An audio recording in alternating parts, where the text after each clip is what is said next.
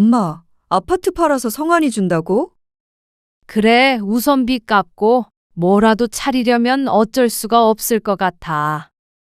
그거 팔아서 다 성환이 주겠다는 말이야? 그럼 어떡하니? 이대로 두면 큰일 날 것 같아. 네가 성환이 얼굴을 봤어야 해. 그리고 너는 충분히 돈 많잖아. 엄마 정말 너무한 거 아니야? 어떻게 집을 팔아서 그걸 전부 성환이를 주겠다고 해? 내 생각은 전혀 안 났어? 나한테 말도 안 하고 그럴 수가 있어? 내가 돈이 많든 적든 공평하게 줘야지. 성환이는 지금 상황이 어렵잖아. 힘든 동생 조금 더 도와준 셈 치면 안 될까? 나는 그러면 엄마랑 영 끊어버릴 거야.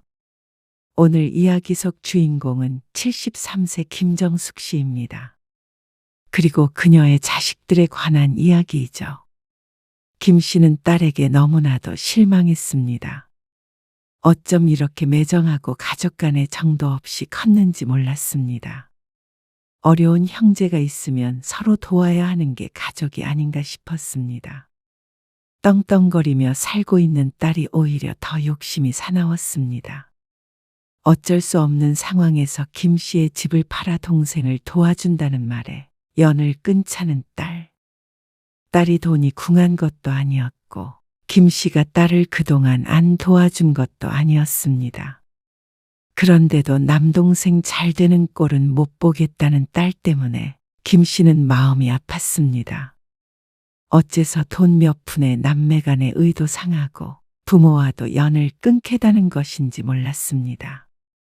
사람의 욕심은 끝이 없고 인간은 이기적인 동물이라는 걸 김 씨는 딸을 보며 깨달았습니다. 그렇게 똑똑하고 착했던 딸이 결혼하고 나서는 완전히 다른 사람이 되어버렸습니다. 김 씨는 그걸 두고 볼 수 없었습니다. 딸도 자신의 행동이 잘못됐다는 걸 언젠가는 알게 될 것이었습니다. 김 씨가 그렇게 만들기 위해 혼쭐을 내줄 생각이었죠. 김 씨는 자식이 둘이었습니다. 첫째가 딸 박수진, 둘째가 아들 박성환이었습니다. 2살 터울의 남매였습니다. 딸은 어려서부터 책을 좋아했고 아들은 친구들과 놀이터에서 어울리기를 좋아했습니다. 전혀 다른 성향의 자식들을 김 씨는 똑같이 사랑했죠. 김 씨와 남편은 작은 식당을 운영했습니다. 전 재산을 털어서 차렸는데 식당 뒤쪽에 생활할 수 있는 공간이 있는 곳이었습니다. 식당을 차리며 빚을 꽤나 지는 바람에 형편은 좋지 않았습니다. 엄마, 나도 과외 받고 싶은데. 어느 날 딸이 말했습니다. 초등학교 때부터 시험만 봤다고 하면 평균 90점은 거뜬히 넘기는 모범생이었습니다. 수진아, 요즘 장사가 잘 안 돼. 과외는 너무 비싸지 않아? 알겠어. 우리 수진이는 그래도 잘할 거라고 믿어. 엄마는 걱정 안 해. 네, 집에서 혼자 공부하던 딸은 학업이 점점 버거웠는지 과외를 시켜달라고 했습니다. 하지만 김 씨는 형편껏 살 수밖에 없었습니다. 김 씨는 딸이 나중에 커서 크게 될 거라고 생각했습니다. 그만큼 동네에서도 똑똑하기로 유명한 아이였습니다. 반면에 아들에게는 늘 하는 소리가 있었습니다. 건강하게만 자라다오. 반쯤은 농담으로 하는 소리였는데 그만큼 아들은 공부를 못했고 늘 뭘 하면 놀지 궁리하는 것 같았습니다. 하지만 심성은 착해서 바쁠 때마다 식당 일을 잘 도와주곤 했습니다. 근데 왜 누나는 안 불러?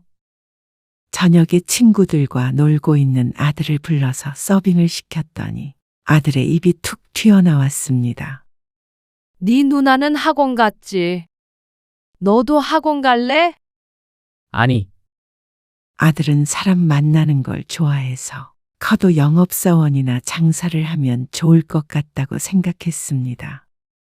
그래서 굳이 아들에게 공부를 강요하지 않았습니다. 그렇게 세월은 흘렀고 두 남매는 각자의 길을 걸었습니다. 딸은 장학금을 받고 서울에 있는 대학에 진학했습니다. 그리고 아들은 다행히도 경기도에 있는 전문대에는 갈 수 있었습니다. 엄마, 나 교환학생에 뽑혔는데 학교에서 지원해주기는 하는데 그래도 돈이 많이 든대. 얼마나 드는데? 생활비가 필요한데. 너도 우리 사정 알잖니? 알지? 엄마가 많이는 못 보태주고 300만 원 통장으로 넣어줄게. 그걸로 어떻게 지내봐. 딸은 할 말이 있는 듯이 입을 열었다가 닫았습니다. 하지만 김 씨로서도 그것이 최선이었습니다. 그리고 딸은 과외 알바로 돈을 모아서 캐나다로 가게 되었습니다. 2년 동안 살다 왔는데 그동안 캐나다에서 아르바이트도 한 모양이었습니다. 김 씨는 딸이 어렵다고 하는 때에 30만 원, 50만 원, 총 5번 정도를 보내줬던 것으로 기억했습니다. 반면에 아들은 군대에 다녀온 뒤에 대학을 졸업해서 곧장 회사에 들어갔습니다. 어떻게 보면 돈만 들어가는 딸보다는 공부를 하나도 안 했어도 밥벌이를 하는 아들이 진짜 효자가 아닌가 생각이 들기도 했습니다. 하지만 딸은 졸업 후에 좀 더 공부를 해서 대기업에 들어갔습니다. 초봉은 아들과 비교가 안 될 정도로 높았습니다. 그리고 몇 년 뒤 아들은 회사를 그만두고 나와서 카페를 차리겠다고 했습니다. 엄마, 근데 카페를 차리려면 자금이 좀 필요한데. 내가 그렇게까지 돈을 모으지 못해서. 월급도 얼마 안 되는데 따로 나가 살며 생활을 하니까 돈이 모일 턱이 없었습니다. 얼마면 되는데? 사업자 대출을 받는다고 쳐도 한 5천만 원은 더 필요할 것 같은데. 아들의 말에 김 씨는 깜짝 놀랐습니다. 당장 5천만 원이 어디서 나서 도와달라는 것인지 몰랐습니다. 식당은 여전히 빠듯하게 운영되고 있었습니다. 그나마 건물 주인이 세를 올리지 않고 오랫동안 임대를 해줘서 여태껏 입에 풀칠은 하며 살았습니다. 하지만 고정 지출을 빼면 남는 것이 많지 않았기에 그렇게 큰 돈을 내줄 수가 없었죠. 김 씨는 내내 고민했습니다. 아들이 월급도 얼마 안 되는 직장을 그만두고 싶어 했던 걸 김 씨는 진작 알고 있었습니다.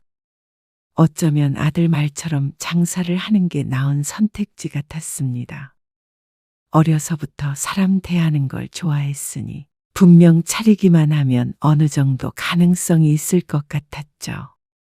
김 씨는 얼마 뒤 일요일 저녁에 딸에게 전화를 걸었습니다. 딸은 직장이 있는 서울에서 혼자 원룸에서 살며 출퇴근을 하고 있었습니다. 수진아, 요즘 어떻게 지내? 바쁘지? 프로젝트 마감이 얼마 안 남아서. 김 씨는 잠시 침묵했다가 조심스럽게 말을 꺼냈습니다. 성환이가 직장 그만둔다고 하더라. 직장을 왜? 카페를 차려보려는 모양이야. 아, 카페. 그래. 그런데 말이야. 성환이 걔 월급 반한데 차릴 돈이 있겠니? 그래서? 엄마한테 도와달라고 그래? 딸의 한숨 소리가 휴대폰 너머로 들렸습니다. 그 말도 사실이었지만 김 씨가 딸에게 전화한 이유가 있었습니다. 엄마 생각엔 수진이 네가 좀 조언을 해주면 어떨까 싶어서. 경영인지 뭔지 그런 것도 다 같은 분야 아니야? 나는 그런 쪽 아니야. 내가 무슨 조언을 해줘. 내가 좀 도와주고 싶은데 우리 형편 알잖아. 그래서 성환이가 어떻게든 해보려는 모양인데. 근데 너 성환이 성격 알잖아. 성격이 남들한테 싫은 소리 못하고 아쉬운 소리 못하고. 그래서 네가 좀 5천만 원만 융통해 줄 방법 없나 해서 전화했지. 조언이 아니라 돈을 대주라는 거야? 딸의 목소리가 조금 차가워졌습니다. 엄마, 나 진짜 열심히 살고 있어. 손바닥만한 원룸에서 살면서 주말도 없이 일해. 그렇게 벌어서 성환이 카페 차려주라는 거야? 잘 되면 갚겠지. 아휴, 엄마가 그런 뜻으로 한 말은 아니고, 그저 어려울 때는 가족끼리 서로 힘이 되어주면 좋지 않겠나 싶어서. 네가 꼭 돈을 줘야 한다는 게 아니라, 왜 엄마는 항상? 너 힘들게 돈 버는 거 알고 있지? 근데 그래도 너는 똑같이 일해도 더 많이 받잖아. 근데 성환이는 그렇게 일하는데도 너 버는 거에 절반도 못 벌어. 절반이 뭐냐? 세 발의 피지. 나는 내가 노력해서 이 자리에 온 거고. 아유, 왜 그렇게 또 차갑게 얘기해? 네 동생이잖아. 아무튼 알았다. 김 씨는 전화를 끊었지만 너무 속상했고 딸에게 서운했습니다. 딸이 돈을 잘 버는 것도 잘 알고 있었고 직장 생활을 한 지 꽤 됐기에 모아둔 돈도 많을 것 같았습니다. 여태 키워준 김 씨 부부에게 매달 생활비를 달라는 것도 아니었고 그저 힘든 동생에게 투자 좀 해달라는 말이었는데 그게 그렇게 정색을 할 일인가 싶었습니다. 하지만 얼마 뒤 아들이 전화해서 말했습니다. 엄마, 누나가 5천만 원 보내줬어. 얼떨떨해 보이는 아들. 김 씨도 마찬가지였습니다. 아니, 안 줄 것처럼 하더니. 누나가 그래도 정이 있긴 해. 그렇지. 수진이가 그래도 속이 깊잖아. 김 씨도 아들도 무척 기뻐했습니다. 누나 정말 돈 많이 버나 보네. 네 누나가 정말 잘 됐지. 유학도 갔다 왔는데, 그럼. 나도 유학이나 갔다 올 걸 그랬다. 그러면 이렇게 고생 안 하는데. 실없는 아들의 말에 김 씨도 김 빠진 웃음을 지었습니다. 이게 가족이구나 싶었습니다. 자식들을 참 잘 키웠다는 생각이 들었죠. 그렇게 아들은 카페를 차렸습니다. 김 씨도 왔다 갔다 하면서 청소도 도와주고 했습니다. 인테리어도 참 요즘 스타일이었고 대학교와 멀지 않아서 장사도 잘 될 것 같았습니다. 그런데 인생이 사람 마음대로 되던가요? 반년쯤 지나자 아들은 장사를 접어야 하나 고민하기 시작했습니다. 시작한 지 얼마 되지도 않았잖아. 그런데 한 달에 적자만 몇백이야. 이걸 어떻게 메꿔야 할지 모르겠어. 아이고, 장사가 그렇게 안 되냐? 월세 내는 것도 빠듯해. 아들은 시리에 빠졌습니다. 그리고 그런 아들을 도와준 것이 딸이었습니다. 성환이한테 1,000만 원 보냈어. 딸에게 전화해서 아들의 상황에 대해서 푸념을 하고 있는데 조용히 있던 딸이 말했습니다. 김 씨는 다시 한번 놀랄 수밖에 없었습니다. 성환이가 달라고 그랬어? 맨날 전화해서 죽는 소리 하는데 그러면 어떡해. 근데 이 이상은 나도 정말 못 도와줘. 나 결혼할 거란 말이야. 결혼? 뜬금없는 딸의 말에 김 씨는 화들짝 놀랐습니다. 그런 말은 들어본 적이 없었으니 말이죠. 그러고 보니까 딸이 누구를 만난다는 소리를 한 적은 없었습니다. 왜 그런 말을 안 했어? 그냥 뭐하러 해. 그런 말을. 그래도 결혼이잖아. 그래서 지금 말하잖아. 이제 더 이상 성환이는 못 도와줘. 지난번에 5,000만 원도 갚을 능력 안 되는 거 알아. 그래, 고마워. 성환이도 누나 덕인 거 알 거야. 나중에 잘 되면 갚겠지. 하지만 아들이 운영하던 카페는 반년을 더 문을 열고 폐업하게 되었습니다. 다음 세입자도 없어서 권리금이나 인테리어 비용도 하나도 건지지 못했죠. 아들이 받았던 대출과 딸이 도와줬던 돈도 허공으로 사라져버렸습니다. 그리고 어디선가 융통해서 아들은 또 온라인 쇼핑몰을 차린다고 사무실을 구했습니다. 무슨 일을 하는지 정확히 모르겠지만 잘 되는 것 같지는 않았습니다. 아들은 자꾸만 개업과 폐업을 반복했습니다. 늘 사업의 종목은 달랐습니다. 그 사이에 딸은 결혼을 했습니다. 나는 진우 씨보다 모은 돈이 많지 않아. 엄마는 결혼할 때 전혀 못 보태주는 거지? 식당이 점점 잘 되고 있긴 하지만 목돈을 주기는 힘들었습니다. 딸에게 말은 안 했지만 아들이 사업을 계속 말아먹으면서 그쪽으로 돈이 많이 샜기 때문이었습니다. 미안하다. 대신에 축의금 들어온 거는 너 줄게. 김 씨 부부의 손님은 많지 않겠지만 그것이나마 보탬이 되고 싶었습니다. 아니야. 내가 알아서 할게. 사위는 같은 직장에 다니는 남자였는데 집안은 평범해도 능력이 있어서 꽤나 괜찮은 아파트에서 신혼을 시작했습니다. 도와달라고 그러더니 잘만 살고 있네. 그러게요. 그래도 수진이가 옛날부터 자기 앞가림은 잘했잖아요. 축의금 받은 건 어쨌어? 성환이 줬지. 얼마 받지도 않았어요. 축의금. 아이고, 그놈은 언제 자기 앞가림하며 살려나. 아들도 30이 넘었는데 참 착잡했습니다. 이러다가 장가는 갈지 몰랐습니다. 김 씨 부부에겐 늘 아픈 손가락이었습니다. 어려서는 뭐든 잘할 것 같았는데 이럴 줄 알았으면 누나처럼 공부를 시켰어야 했는데 하며 후회했습니다. 그러다가 아들이 다시 카페를 차렸는데 유명한 체인점이라 그런지 장사가 꽤 됐습니다. 그래서 1년 만에 옆 동네에 같은 카페를 2개나 더 차리게 되었습니다. 그리고 김 씨 부부의 식당도 방송을 한번 탔더니 매출이 확 뛰었습니다. 그렇게 3년 정도 흐르니까 김 씨 부부의 형편도 폈죠. 그래서 모은 돈으로 작은 아파트를 하나 사게 되었습니다. 식당 뒤편에서 생활하던 걸 정리하고 드디어 아파트 생활을 하게 된 것이었죠. 이제 노후가 좀 든든해지겠어. 그러게요.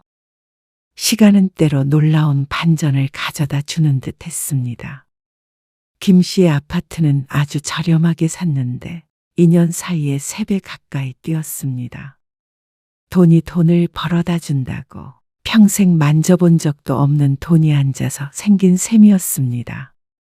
늘 벌어도 경제난에 허덕였는데 한순간에 모든 일이 잘 되는 것 같았습니다. 하지만 그 행복은 오래가지 않았습니다. 아들 성환이 빚더미에 앉았다는 소식이었습니다. 카페가 잘 되는 줄 알았는데 그게 아니었던 모양이었죠. 장사가 안 돼도 그렇지. 빚이 얼마라고? 3억이요. 3억이라니 어떻게 그렇게 큰 돈을 빚질 수가 있어? 그동안 주변에 카페가 몇 개나 생긴 줄 아세요? 그리고 3개가 동시에 망하니까. 괴로워하는 아들의 모습을 보는 김 씨의 마음도 찢어지는 것 같았습니다. 카드빚과 대출금이 눈덩이처럼 불어났다는 아들. 3억은 너무나도 큰 돈이었습니다. 아직 결혼도 못한 총각이 떠안기에는 더더욱 그랬죠. 김 씨는 밤잠을 이루지 못했습니다. 아들의 초췌한 얼굴이 눈에 아른거렸습니다. 그러던 어느 날 김 씨는 결심을 했습니다. 여보, 우리 이 아파트 팔자. 집을 팔자고? 그래요. 어차피 식당에서 살면 되잖아. 거긴 직원 숙소로 쓰고 있잖아. 월급을 올려주고 내보내면 되지. 그런다고 이 집을 팔아서 성환이를 주려고 그래? 어차피 집은 가격이 올랐을 때 팔아야 하는 거고. 이렇게 살다가 떨어지느니 미리 팔아서 아들빚 갚아주는 게 낫죠. 남편은 김 씨의 말에 한숨을 쉬었습니다. 다시 식당으로 들어가는 게 좋을 리는 없었습니다. 하지만 김 씨는 다른 방법을 떠올릴 수가 없었습니다. 딸의 얼굴이 머릿속을 스쳤지만 그래도 결혼한 딸내미한테 돈을 보태라고 하기엔 사위의 눈치도 보였습니다. 그래도 그건 아닌 것 같아. 이 집은 냅두자. 왜요? 그러다 집값 떨어지면 그때 가서 후회하려고. 우리도 노후 자금이 있어야 할 거 아니야. 우리는 식당도 있잖아요. 그리고 자식이 잘 돼야 노후 걱정도 안 하는 거지. 우리만 잘 먹고 잘 살면 뭐해요? 성환이 저대로 둘 거예요? 애가 3억을 혼자 어떻게 갚아? 남편은 극구 반대했습니다. 하지만 김 씨는 이미 마음을 먹은 상태였습니다. 그런데 남편이 딸에게 그 소식을 알린 듯 했습니다. 엄마, 아파트 팔아서 성환이 준다고? 그래, 우선비 갚고 뭐라도 차리려면 어쩔 수가 없을 것 같아. 그거 팔아서 다 성환이 주겠다는 말이야? 5억이나 되는 돈을? 그럼 어떡하니? 그러자 딸은 잠시 말이 없었습니다. 성환이가 너무 힘들어해. 이대로 두면 큰일 날 것 같아. 네가 성환이 얼굴을 봤어야 해. 엄마 정말 너무한 거 아니야? 그게 무슨 말이야? 어떻게? 엄마는 성환이만 생각해? 수진아, 딸이 갑자기 떨리는 목소리로 말을 하자 김 씨는 당황스러웠습니다. 남편처럼 노후자금 얘기를 하면서 말릴 수도 있다고 생각했지만 화를 낼 줄은 몰랐습니다. 그동안 그렇게 성환이 도와줬으면 됐잖아. 어떻게 집까지 팔아서 그걸 전부 성환이를 주겠다고 해? 내 생각은 전혀 안 났어? 나한테 말도 안 하고 그럴 수가 있어? 너? 네가 왜? 왜냐고? 그게 지금 할 소리야? 나도 성환이 사업자금 계속 대줬어. 엄마한테 말 안 한 것까지 합치면 1억은 된다고. 내가 그 돈 돌려달라고 한 적 있어? 그럼 적어도 빚 갚고 나머지라도 나 주겠다고는 해야 순서가 맞는 거 아니야? 그렇게 해도 성환이가 받았던 거에 비해서는 얼마 되지도 않는 거잖아. 김 씨는 그제서야 딸이 뭐 때문에 화가 났는지 알게 되었습니다. 집을 팔면 5억 정도가 나올 예정인데 3억으로 빚을 갚고 2억은 사업자금으로 줄 생각이었습니다. 그래야 자리 잡고 결혼이라도 할 수 있을 것 같아서였습니다. 그런데 집 판 돈을 몽땅 아들에게 줘버린다고 뭐라고 하고 있는 것이었습니다. 물론 딸이 동생을 도와준 건 김 씨도 충분히 알고 있었고 참 잘했다고는 늘 생각하고 있었습니다. 하지만 그렇다고 3억을 아들 주고 나머지 2억을 딸에게 주는 건 오히려 형평성에 안 맞다고 생각했습니다.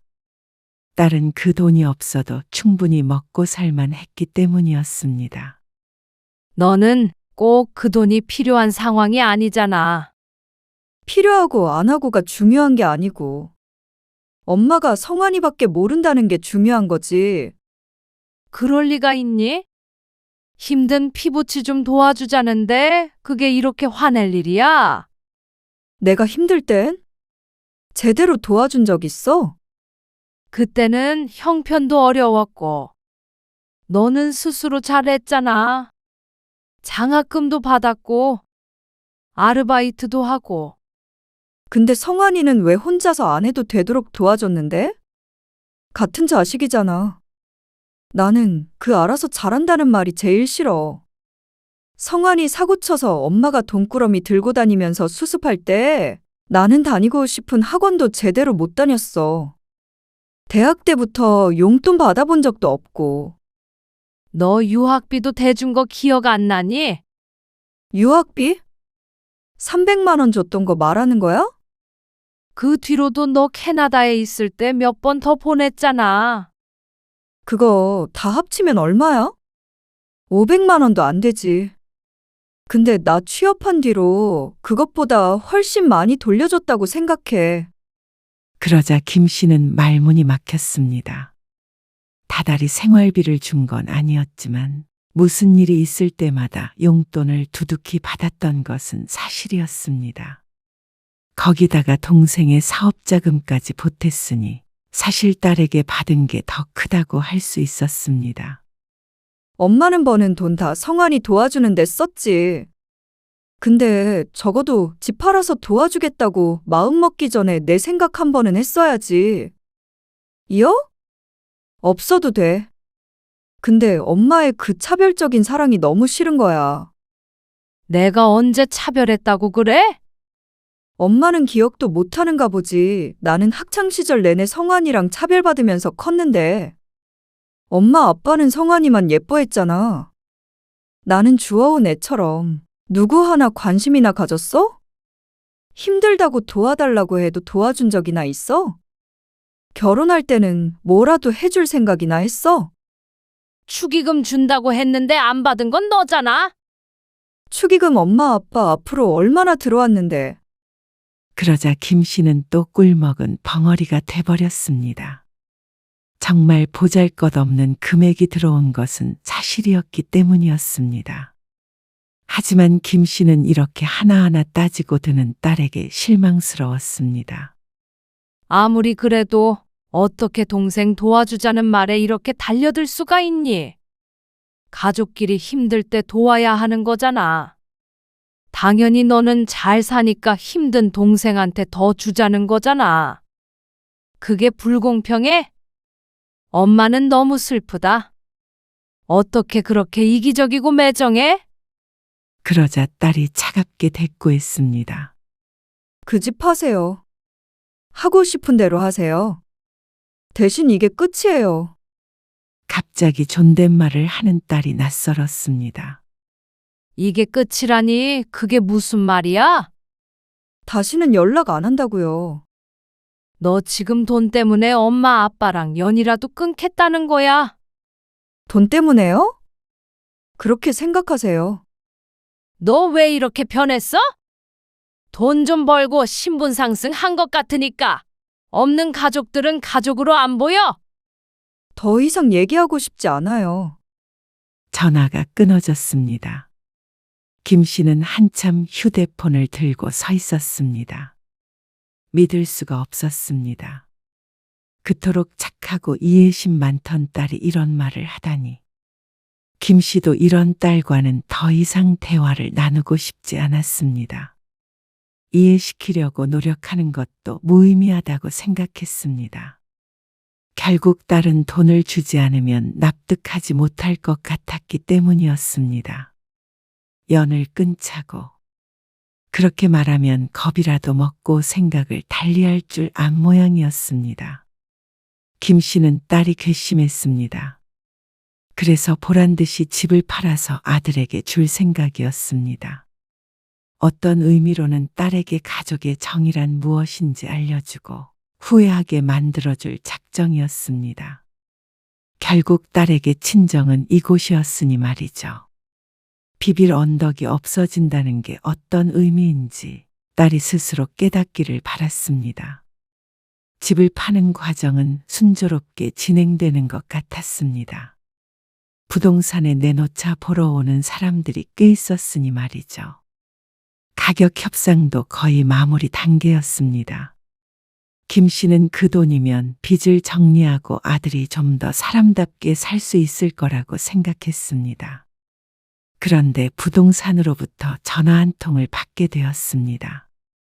사모님, 이 집에 근저당이 잡혀 있는데 이건 등기 이전하면서 한 번에 처리하시는 거죠? 김 씨는 어리둥절했습니다. 김 씨는 전화를 우선 끊고 남편을 다그쳤습니다. 이게 대체 무슨 말이에요? 당신이 받아요, 대출? 그러자 남편의 얼굴이 창백해졌습니다. 남편은 고개를 숙인 채 겨우 입을 열었습니다. 아니, 집값이 올라서 재산을 좀 불려보려고. 주식을 좀 했어. 분명히 오를 거라고 해서. 잠깐만 쓰고 도로 갚으려고 했는데. 김 씨는 다리에 힘이 풀려 주저앉았습니다. 미쳤어요. 어떻게 나한테 상의도 안 하고 그런 짓을 해요? 식당 일도 언제까지 할 수 있을지도 모르는데. 수입도 불안하기도 하고. 우리도 노후는 단단히 준비해야 할 것 같았어. 이렇게 될 줄은 정말 몰랐어. 어쩐지 너무도 심하게 반대를 한다 생각했습니다. 남편도 아들 사랑이라면 끔찍한 사람이었는데 말이죠. 평생 성실하게만 살아온 남편이 단 한 번의 욕심으로 저지른 일이었습니다. 결국 집을 팔아도 대출금을 갚고 나면 남는 돈이 많지 않다는 걸 확인했습니다. 김 씨는 망연자실했습니다. 하지만 그렇다고 손 놓고 있을 수는 없었습니다. 일단 팔아서 성환이 빚 일부라도 갚아야지. 김 씨 부부는 집을 팔고 다시 식당으로 들어갔습니다. 집을 팔았는데도 아들의 빚을 전부 갚지는 못했습니다. 그리고 김 씨는 아들을 식당으로 불러들였습니다. 이제부터 식당 일 배워. 식당 일을? 그래. 이 식당 너 물려줄 생각이야. 아들의 눈이 커졌습니다. 남편과 김 씨가 수도 없이 고민한 결과였습니다. 아들이 새로운 사업을 시작하는 것보다는 수입이 있는 식당을 물려주는 게 나을 것 같았습니다. 같이 일을 하다가 김 씨 부부가 더는 일을 못하게 된 때에 아들에게 물려주자 싶었습니다. 자연스레 김 씨 부부의 노후는 아들과 함께 하게 되겠거니 생각했죠. 그렇게 김 씨 부부는 아들과 함께 살며 식당을 운영했습니다. 조금씩 아들 빚도 갚으며 그럭저럭 지낼 수 있었습니다. 그나마 식당이 꽤나 장사가 됐으니 다행이었습니다. 그러다가 몇 년 뒤 남편은 간암 선고를 받게 되었습니다. 이제 좀 안정적으로 살만하나 싶으니까 최악의 일이 겹친 것이었습니다. 요새 못 고치는 암이 어디 있어요? 성환이 이놈 장가가는 것도 못 가고 눈 감으려나 보다. 눈을 감긴 왜 감아요? 하지만 암 선고를 받은 지 1년이 채 안 되어서 남편은 병원에서 눈을 감았습니다. 김 씨 가족으로서는 너무나도 갑작스러운 죽음이었습니다. 그리고 장례식에서 오랜만에 딸을 보게 되었습니다. 딸이 연락을 끊고 처음 보는 것이었습니다. 이제 좀 왕래하고 살자. 나한테 누가 남았냐? 너랑 성환이밖에 없잖아. 김 씨가 속상해하며 말했습니다. 그러자 딸도 흔들리는 것 같았습니다. 가끔 식당으로 갈게. 아버지의 죽음은 딸에게도 충격적인 것 같았습니다. 부모가 영원히 살 줄 알고 그렇게 모진 말을 하고 연을 끊었던 것일 테죠. 딸은 남편의 장례 이후로 몇 번 연락이 왔습니다. 주로 김 씨의 안부를 묻는 전화였습니다. 그러던 어느 날 아들이 결혼하겠다고 알려왔습니다. 가족 하나가 떠나니 새로운 가족이 찾아오나 보다 싶어 김 씨는 기뻐했습니다. 이대로 손주까지 생기면 더할 나위 없을 것 같았죠. 근데 나 무슨 돈으로 결혼해야 할지 모르겠네. 그리고 장모님이 결혼 반대하셔. 뭐? 왜 반대해? 능력이 안 되니까 그런 거지. 가진 것도 없고. 네가 가진 게 왜 없어? 이 식당도 있잖아. 이게 우리 건물도 아니고 신혼집도 못 해가는 놈을 누가 좋아하시겠어? 장모님은 반씩 보태서 집 구하라는데 보태줄 수 있어? 김 씨는 속으로 앓는 소리를 했습니다. 끝까지 그놈의 돈이 발목을 잡았습니다. 그래서 어쩔 수 없이 또다시 딸에게 연락할 수밖에 없었습니다. 수진아, 엄만데 왜? 어디 아파? 목소리가 왜 그래? 딸에게 전화를 걸면서도 김 씨는 마음이 좋지 않았습니다.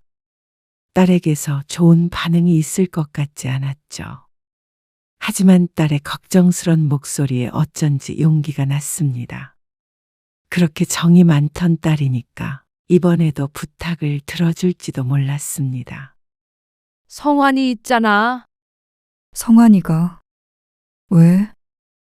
동생의 이름이 나오자마자 딸의 목소리가 낮게 깔렸습니다. 이렇게나 남매 간의 사이가 안 좋나 싶어서 마음이 쓰였습니다. 이번에 결혼을 한다고 하는데 신혼집을 반씩하자고 해. 근데 우리가 지금 그럴 상황이 아니잖아. 김 씨는 딸에게 지난날에 있었던 일들에 대해 설명했습니다. 아마 동생이 김 씨와 함께 살며 식당 일을 한다는 걸 듣고 대략적으로 어떤 일이 있었는지 눈치는 챈 것 같았지만 상세하게 말해준 적은 없었습니다. 그리고 김 씨의 말이 끝나자 딸은 기가 막히다는 듯이 웃었습니다. 그래서 그 돈 다 날려먹고 이제는 성환이 집값 대달라는 거야. 지금? 나한테? 대달라는 게 아니고 식당도 성환이 물려주는 거잖아. 근데 나는 오히려 내 돈을 줘야 해. 무슨 이런 경우가 다 있어? 수진아, 어떻게 그렇게 계산적으로만 생각해? 동생이잖아. 딸은 침묵했습니다. 장가 가고 식당 일도 하면서 살면 성환이도 정신 차릴 거야. 아니, 요즘에 정신 차렸어. 성실하게 일하고 있으니까 마지막이라고 생각하고 동생 좀 도와줘라. 그러자 딸이 대꾸했습니다. 역시 다시 연락하는 게 아니었어. 내가 뭘 바라고 그랬는지 모르겠네. 수진아, 집 없이도 다 결혼해. 너는 잘 살잖아. 어? 돈 많잖아. 그러면 동생 좀 도와주면 안 되는 거니? 김 씨도 처참한 심정이었습니다. 만약 김 씨가 돈이 많았더라면 가족에게 아끼지 않았을 것이었습니다. 그런데 왜 딸은 조금도 내어주지 않으려 하는지 몰랐습니다. 내 배에서 나왔지만 무정하기 짝이 없었습니다. 하지만 김 씨의 심정과는 상관없이 딸은 또다시 연락을 끊었습니다. 참 모든 게 쉬운 딸이었습니다. 돈이 걸린 문제라면 부모와도 이렇게 쉽게 절연할 수 있구나 싶으니 서글픔에 잠도 잘 자지 못했죠. 결국 아들은 월세 집을 구했습니다. 그리고 결혼하는 과정은 순탄치 못했습니다. 가진 것 없는 사위를 좋아할 처가는 없겠죠. 이해는 했지만 서러웠습니다. 딸이 조금만 도와줬다면 이렇게 아들이 눈칫밥 먹으며 결혼하지 않았을 텐데 말이죠. 아들은 결혼한 후에도 식당 일을 했습니다. 이제는 김 씨도 나이가 들었고 남편도 없기에 아들의 역할이 컸습니다. 그런데 워낙 게으른 탓에 남편이 있었을 때와는 식당 사정이 달라졌습니다. 무슨 일만 있으면 문을 닫으려고 하고 마감 시간이 되기도 전에 퇴근할 때도 많았습니다. 김 씨에게만 식당을 떠맡기고 사라져버리는 때도 있었죠. 그러다 보니 식당의 매출은 급감했습니다. 몇 년간 아들과 일을 해보니까 알 것 같았습니다. 사업을 하는 족족 망했던 이유를 말이죠. 김 씨가 조언을 하려고 하면 아들은 짜증을 냈습니다. 엄마, 나를 믿고 맡긴 거 아니야? 계속 간섭하면 어떻게 일을 해? 요즘엔 엄마처럼 식당 운영하면 안 돼. 마케팅이 전부라고.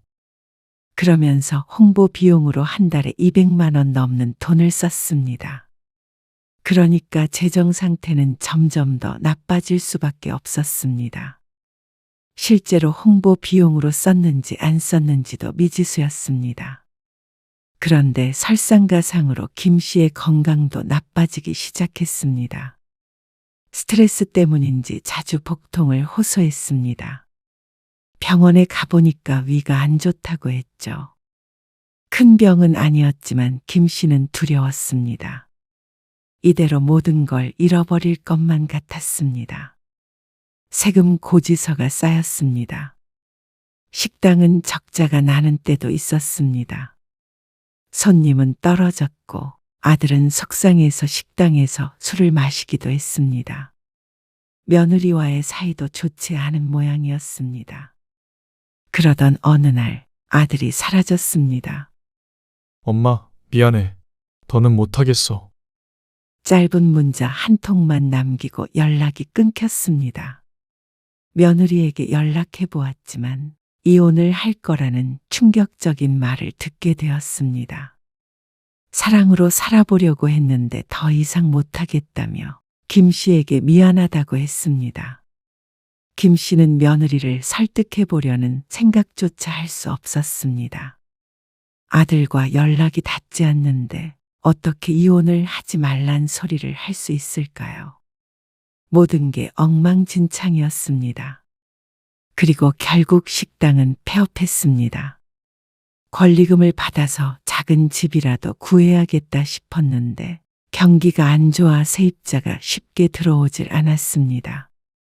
수십 년 운영했던 식당이 순식간에 망해버렸습니다. 김 씨에게 남은 것은 아무것도 없었습니다.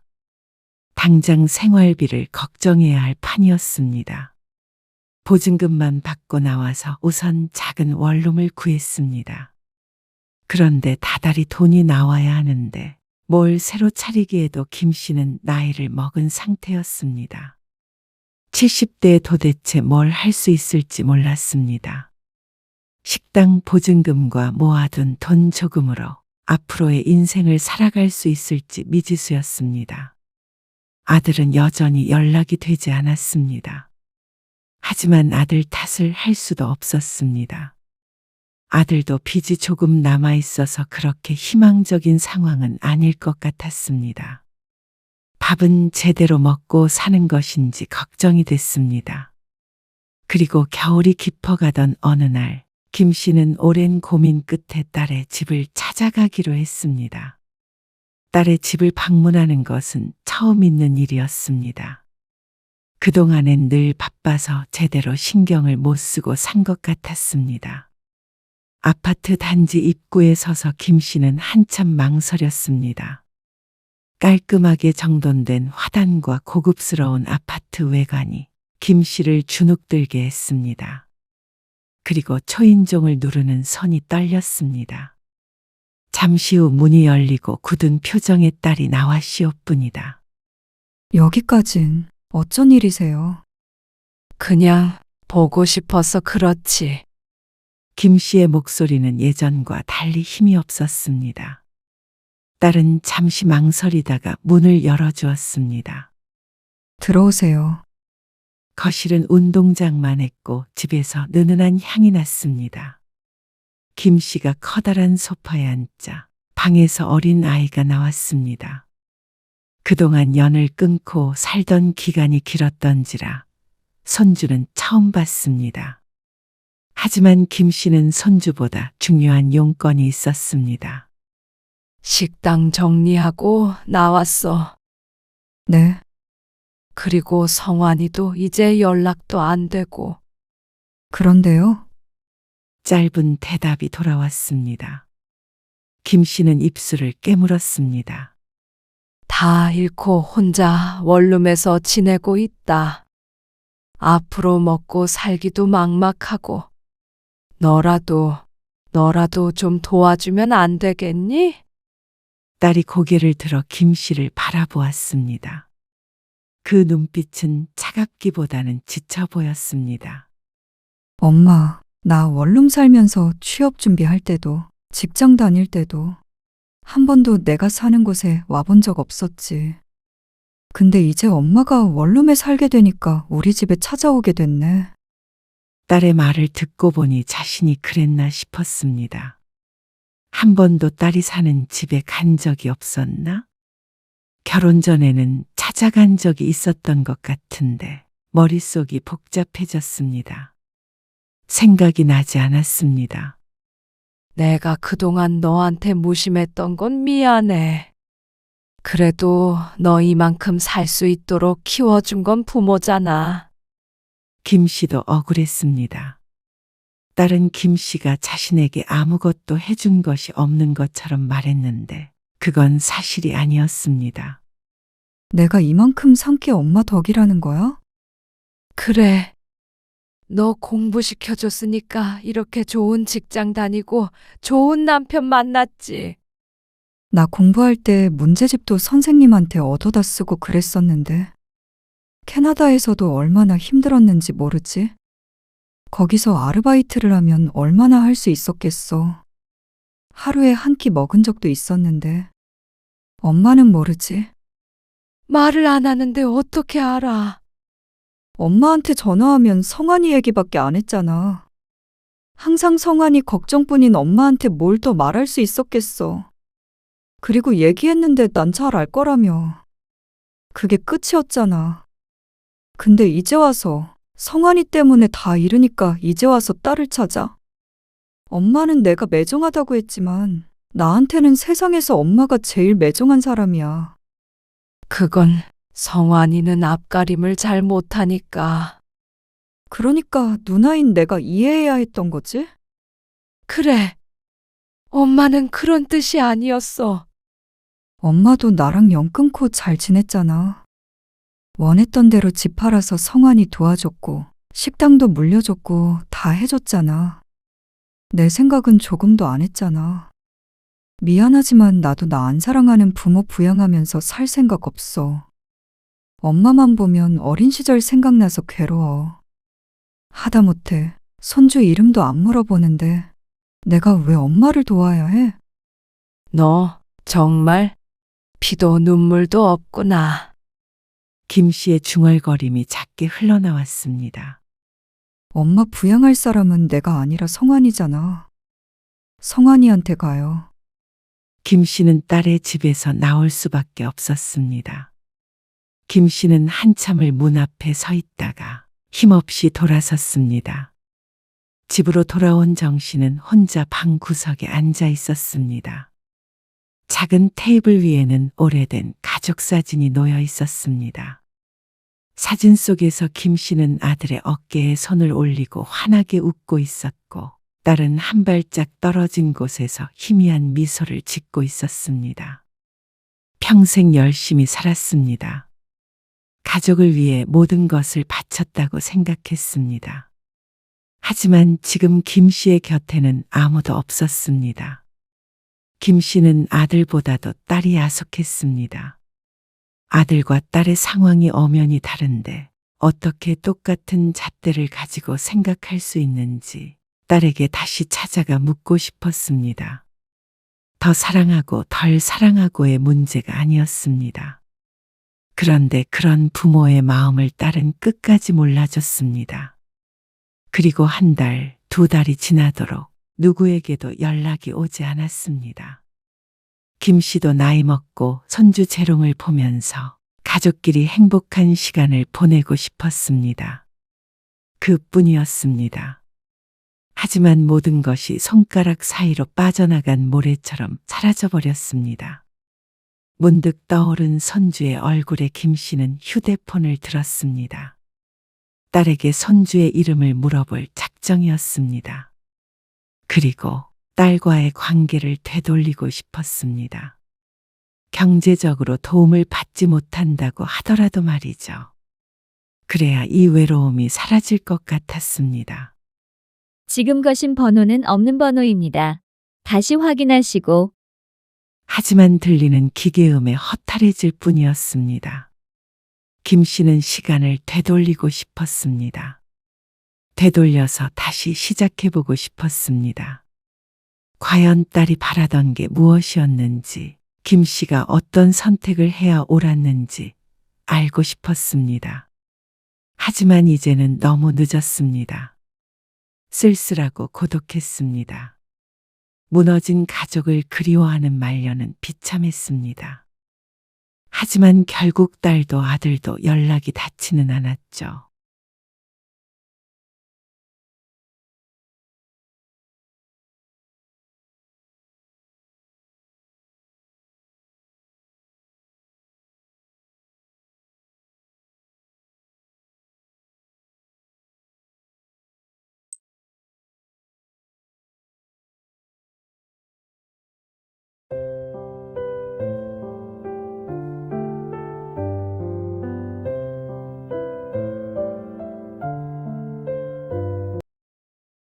어머님, 아버님도 돌아가신 마당에 왜 나한테 또 그 짓을 시켜?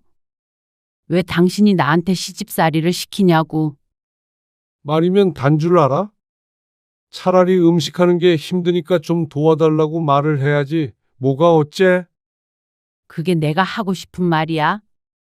당신이 나한테 도와달라고 해야지. 당신네 조상인데. 정말 지난번부터 왜 그러는 거야? 당신 뭐 이상한 책이라도 읽었어? 유튜브 그런 거 보지 말라고 그랬지?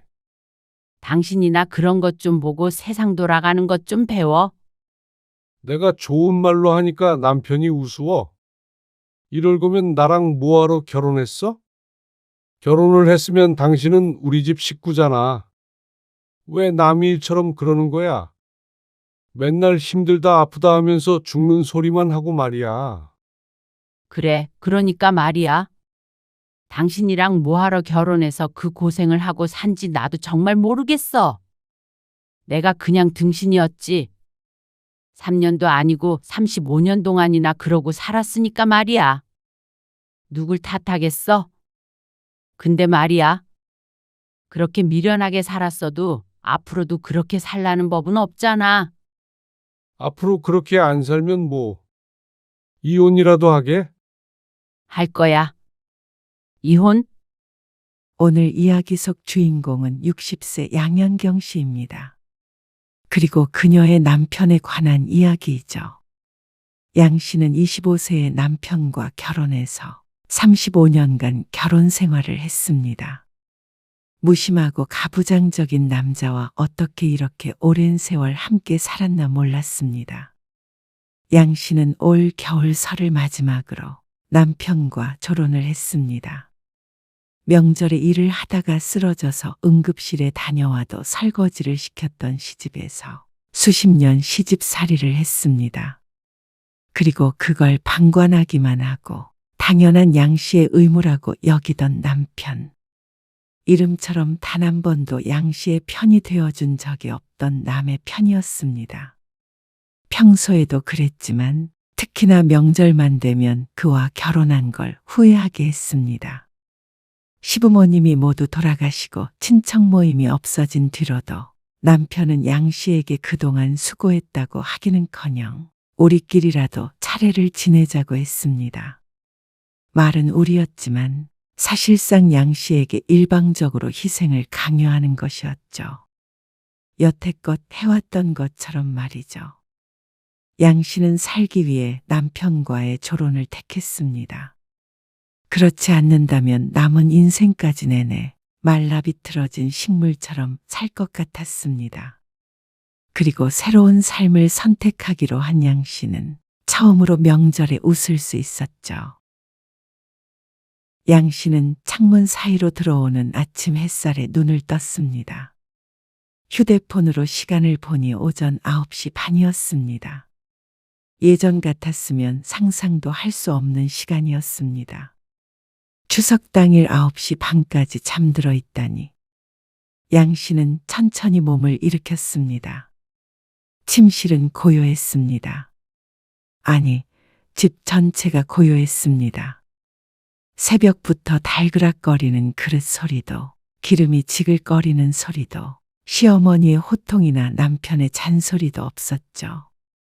그저 창밖에서 들려오는 희미한 자동차 소리와 어디선가 날아온 새의 지저귀만이 있을 뿐이었습니다. 그때 조용한 집안의 휴대폰 벨소리가 들려왔습니다. 여보세요? 엄마, 현정이랑 조금 있다가 들를까 하는데요. 아들이었습니다. 며느리와 함께 방문하겠다는 연락이었습니다. 우리 집에? 오지 말라고 했잖아. 그래도 추석인데 엄마 혼자 계신 것도 마음에 걸리고 해서요. 지금 아버지한테 가는 길인데 아버지 뵙고 엄마한테도 갈게요. 아니야. 내 말을 농담으로 들었니? 나도 오늘 할 일 많으니까 안 와도 돼. 아니, 오지 마. 정말요? 그래. 정말? 100% 진심이야. 아들은 정말 그렇게 해도 될지 계속 의심하며 전화를 끊었습니다. 하지만 휴대폰 화면을 끄고 침대 위에 던져두는 양 씨의 손길을 산뜻했죠. 양 씨는 침대에서 내려와 거실로 향했습니다. 텅 빈 식탁, 정돈된 거실. 몇 달 전 남편과 결혼을 결정하고 따로 집을 구해 살기 시작한 이후 맞이하는 첫 명절 아침이었습니다. 양 씨는 아침도 건너뛰고 소파에 누워 뒹굴거리며 텔레비전을 보았습니다. 이리저리 채널을 바꾸다가 재미가 없어지면 휴대폰으로 유튜브 영상을 보기도 하고 잠이 오면 그대로 누워 눈을 감았습니다. 온 가족이 모여 정을 나누는 민족 최대의 명절, 추석입니다. 잠깐 눈을 붙였다가 일어나니 추석 특집 TV 프로그램에서 MC가 진행을 하고 있었습니다. 양 씨는 그 소리를 뒤로하고 벌떡 일어나 씻었습니다. 그러고는 옷장에서 가장 예쁜 옷을 입고 외출 준비를 했습니다. 오늘은 나만을 위한 날을 보낼 생각이었습니다. 이대로 집에서 뒹굴거리는 것도 좋겠지만 조금 다르게 잊지 못할 추억을 만들고 싶었죠. 약간의 굽이 있는 편한 구두를 신으니 외출 준비 완료였습니다. 신발장에 붙은 전신 거울을 들여다보는 자신의 얼굴을 양 씨는 조금 낯설게 바라보았습니다. 추석인데도 불구하고 살짝 미소를 머금고 있었습니다. 내 인생에서 이런 명절이 도대체 언제 있었나 기억을 더듬어 보아도 까마득했죠. 문득 지나온 세월들이 떠올랐습니다. 결혼한 그 순간부터 양 씨에게 며느리 그리고 아내라는 수식어가 붙은 이후로는 명절의 자유는 없었습니다. 25 결혼한 첫 해 추석이 생각났습니다. 지금 같은 시대였다면 아직 부모님 품에 있을 나이였을 수도 있었죠. 너는 왔으면 빨리빨리 고무장갑 끼고 이것부터 닦지. 뭘 그렇게 멀뚱거리면서 서 있어? 아, 어머님. 네, 설거지부터 할까요? 너는 저기 손님들 안 보이니? 그릇이 부족하잖아. 그러게 내가 새벽 일찍 출발해서 오라고 했어? 안 했어? 아, 차가 막혀서요. 그리고 경석 씨가 그러면 네가 빨리 가자고 했어야지. 시댁과는 1시간 반 정도 걸리는 거리였지만 명절의 도로는 꼼짝도 못할 만큼 꽉 막혀 있었습니다. 아침에 출발했지만 점심시간이 훌쩍 지나서 겨우 도착할 수 있었습니다. 그런데 명절 전날임에도 불구하고 시집은 손님들로 북적거렸습니다. 아직 결혼한 지 얼마 안 됐던 때라 누가 누군지 정확하게 구분할 수는 없지만 친척들과 동네 사람들도 섞여 있는 것 같았습니다. 내일 차례 지낼 음식만 하면 되는 줄 알았지만 그게 아니었습니다. 형님, 늦어서 죄송해요. 이미 큰동서는 땀을 뻘뻘 흘리며 부엌에서 음식을 하고 있었습니다. 잘 지냈냐는 친근한 인사조차 나눌 수 없었습니다. 옆에서 시어머니가 눈에 불을 켜고 지켜보고 있어서 얼른 설거지를 시작했죠. 설거지 다 했으면 여기 와서 고기 좀 썰어라. 명숙이 너는 전 부치고 있고. 네, 어머님. 좀 부지런히 움직여. 김치 좀 더 썰어서 내가고. 네. 정신이 하나도 없었습니다. 쌀쌀한 날씨였지만 부엌은 열기에 뜨끈뜨끈했습니다. 큰동서와 양씨뿐만이 아니라 작은어머니도 계셨고 시누이도 구석에 앉아서 마늘을 까고 있었죠. 여자들은 죄다 부엌에 있는 것 같았습니다. 그리고 거실은 시끌벅적했습니다. 마루가 있는 공간을 창으로 막은 옛날 집이었는데 마루에도 사람들이 꽉 차 있었습니다. 여보, 홍어무침 좀 더 줘.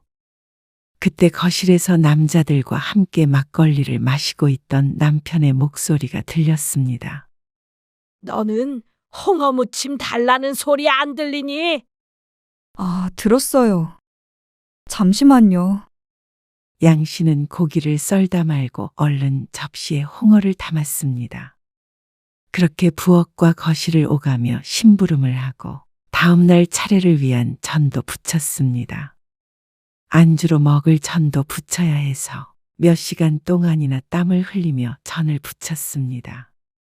그리고 자꾸만 나오는 빈 그릇을 틈틈이 설거지도 해야 하니까 정신이 하나도 없었습니다. 힘들지? 아, 형님. 아니에요. 아니긴. 나도 처음 시집 왔을 때 이게 무슨 일인가 싶었어. 그래도 차차 적응될 거야.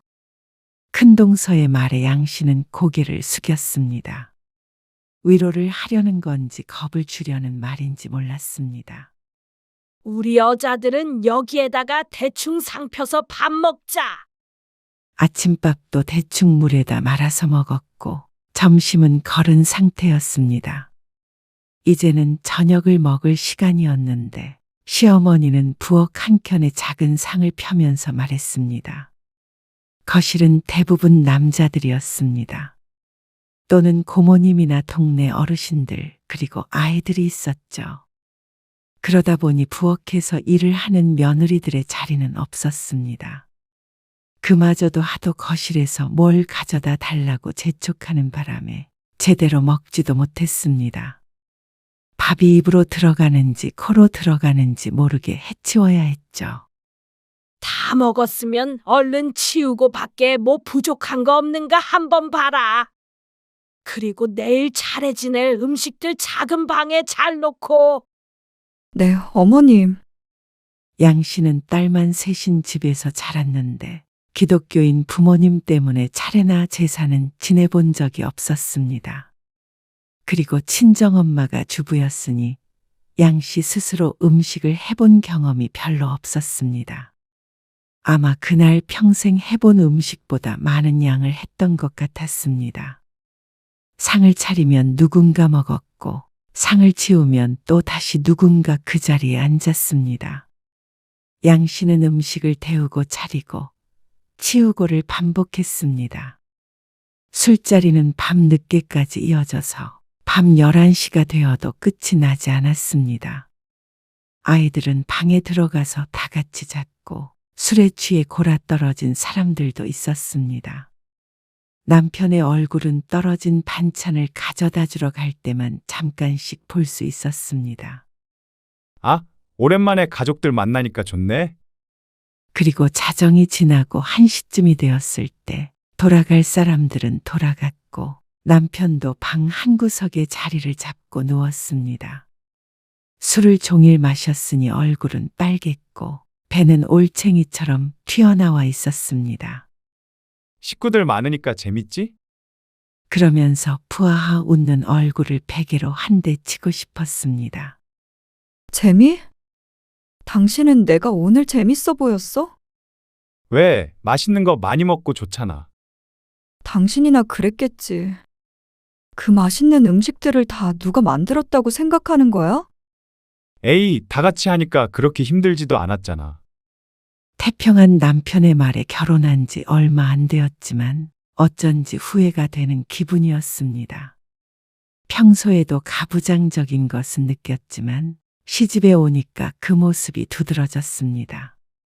가풍이 이러하니 남편도 보고 배운 것이 이런 것들이었겠죠. 남편은 몇 마디 더 나누지도 못하고 코를 골며 잠이 들었습니다. 양 씨는 옆에 잘 알지도 못하는 친척과 팔이 닿을까봐 남편에게 바짝 붙어 누웠습니다. 하지만 술 냄새 때문에 괴로워 자러 우러 왔다 갔다 하며 괴로운 밤을 보냈죠. 그리고 오전 5시에 기상해서 다시 부엌으로 갔습니다. 차례상 차려야 하니까 부지런히 움직여. 네, 어머님. 네. 그리고 똑같은 하루가 반복되었습니다. 양 씨는 추석 당일 밤늦은 시간까지 시집을 벗어나지 못했습니다. 결국 결혼 후 첫 명절엔 친정에 가지 못했습니다. 집으로 돌아와서 남편과 크게 싸운 것은 당연한 수순이었습니다. 그래서 다음 명절부터는 친정인 같지만 남편이 피곤하다고 어찌나 중얼거리던지 양 씨는 서운함에 며칠 동안 남편과 말을 안 하기도 했죠. 그리고 이듬해 양 씨는 임신한 몸으로 명절을 지냈습니다. 입덧이 심해 아무것도 먹을 수 없는 상태였지만 명절 부엌을 피해갈 수는 없었습니다. 얼마나 까탈스런 애를 낳으려고 입덧을 해? 시어머니는 양 씨를 못마땅한 표정으로 바라보았습니다. 그러더니 그 앞으로 고무장갑을 툭 하고 던져놓았습니다. 설거지는 할 수 있지? 어디 아픈 건 아니니까. 아침에도 구토를 해서 얼굴 빛이 안 좋았는데 시어머니는 아랑곳하지 않았습니다. 집에서는 무리하지 말라고 걱정하는 듯했던 남편도 언제 그랬냐는 듯이 거실에 자리 잡고 앉아서 양 씨는 나몰라라 했죠. 양 씨는 고무장갑을 끼고 설거지를 시작했습니다. 각종 음식 냄새에 머리도 아팠고 속도 니글거렸습니다. 그리고 허리도 아팠죠. 첫 임신이라 눕는 자세까지도 조심하던 때였지만 시집 식구들은 가차없었습니다. 감정의 기복도 심해진 상태라 그런지 눈물이 흘렀습니다. 고무장갑 때문에 손으로는 닦을 수도 없었는데 그걸 본 큰동서가 조용히 말했습니다. 어머님 보시면 난리나. 우는 것조차 마음대로 하지 못하는 현실에 더 울컥했습니다. 아침부터 몸도 좋지 않았는데 어떻게 이렇게 사람의 사정을 고려해 주지도 않고 부려먹나 싶었습니다. 그리고 한참을 또 거실과 부엌을 오가며 일을 했습니다. 그리고 팔을 썰고 있는데 순간 현기증이 났습니다. 그러다 결국 싱크대를 붙잡고 주저앉고 말았죠. 어머, 동서. 큰동서의 비명소리를 마지막으로 시야가 암전되었습니다. 그러고 나서 정신을 차려보니 병원이었습니다. 여보, 아프면 말을 하지. 남편이 더 야속했습니다. 시어머니보다도 더 미웠습니다. 어떻게 자기 아이를 임신한 아내가 그런 중노동을 하는데 한 번도 거들 생각도 안 하는지 몰랐습니다. 아니, 부엌에는 발도 안 디뎠습니다. 당신도 알잖아. 그랬다가는 남자가 부엌에 들어왔다고 집안이 뒤집어질 거야. 그 말을 듣고 그대로 일어나 혼자서라도 집으로 돌아가야 했었는데 양 씨는 그러질 못했습니다. 아직 20대 꽃 같은 나이에 너무 어려서 남들과 다른 말을 할 수가 없었습니다. 모두가 며느리는 당연히 해야 하는 일이라는데 양 씨 혼자 안 하겠다고 반항할 수가 없었죠.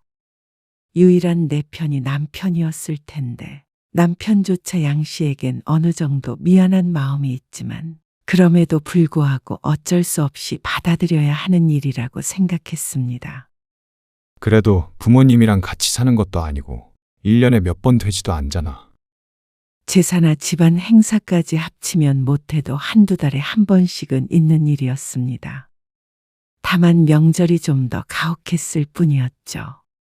그러니까 당신이 조금만 참아.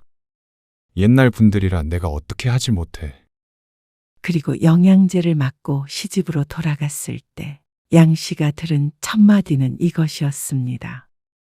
너 그렇게 가버리면 이 많은 일들을 나머지 사람들이 다 떠안는 거야. 누구는 안 힘들어서 이러고 있는 줄 아니? 양 씨는 또다시 설거지를 했습니다. 나중에 친구들에게 이야기했을 때조차 다들 믿지 못했습니다. 어쩜 세상에 그런 모진 시모가 있느냐고 묻곤 했습니다. 하지만 겪어보지 않은 사람은 몰랐습니다. 그만큼 시부모님은 양 씨에게 공포의 대상이었고 거역할 수 없는 존재였습니다. 남편과는 명절 때마다 다투게 되었습니다. 나중에 둘째를 가졌을 때도 마찬가지였습니다. 그러다 보니 정말로 언젠가 큰동서가 말했던 것처럼 익숙해졌습니다. 하지만 익숙해졌다는 말이 덜 힘들다는 소리는 아니었습니다. 그냥 현실을 받아들이게 된 것이었죠. 30년 넘는 세월 동안 그렇게 살았습니다. 무슨 일이 있어도 묵묵히 해야만 하는 일들이었습니다. 만약에 내 딸이 그렇게 산다고 하면 피눈물이 날 것 같았습니다. 상이라도 엎어버리고 나오라고 조언했을지도 몰랐습니다. 요즘 사람들이었다면 진짜로 그렇게 했을 수도 있었죠. 하지만 당시엔 그렇게 살아야 하는 줄 알았습니다. 양 씨가 아는 한은 다들 그렇게 살았습니다. 친정 부모님조차도 시집에 잘해야 한다고 말했을 정도였으니 말 다했죠. 그리고 5년 전 시아버지가 돌아가셨고 2년 전에는 시어머니마저 작고하셨습니다. 동서, 이제 명절에 굳이 모이지 말고 각자 가족끼리 보내자. 어머님, 아버님 제사엔 산소 가서 간단하게 술만 따르기로 했어. 시어머니가 돌아가시고 반년쯤 뒤에 큰동서에게 받은 메시지 내용이었습니다.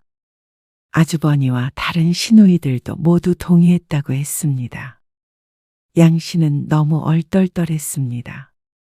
이미 주변에서는 이 나이에 시집에 가서 명절 음식 하는 사람이 많지 않았는데 양 씨는 평생 하게 될 줄 알았습니다. 시어머니가 돌아가셨어도 형님네에 가서 명절을 지내야 한다는 남편의 말 때문이었습니다. 그동안 고생 많았어, 동서. 그 메시지를 보고 양 씨는 주책맞게 울컥했습니다. 하지만 남편의 반응은 달랐습니다. 이건 형님이 너무한 거야. 그래도 명절은 명절인데. 양 씨가 놀라서 남편을 바라봤습니다. 그래도 우리 집에서라도 지내야 하는 거 아니야? 우리 집에서? 장남이 안 지내겠다잖아. 아무리 그래도 도리가 아닌 것 같아. 차례도 안 지내는 집 자손들이 잘 될 리가 있어. 말하는 걸 들어보면 예순이 아니라 구순은 된 듯한 남편.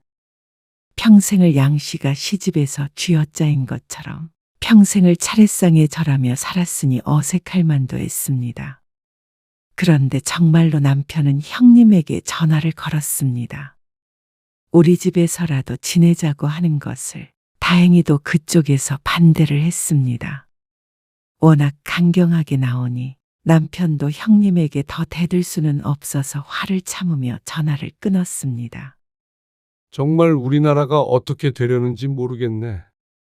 아주 형수님이 몇 년 전부터 벼르고 있던 건 알고 있었어. 어머니 병원에 입원했을 때도 그 얘기 슬쩍 하더라고. 너무한 거 아니야? 너무하긴. 30년 넘게 맏며느리 노릇한 걸 감사하게 여겨야지. 형님 정말로 고생 많았어. 아, 누가 고생한 거 몰라? 그래도 어떻게 어머니 돌아가시자마자 이러냐고. 내 말은 제사까지 안 지낸다는 건 이건 아니라고 봐.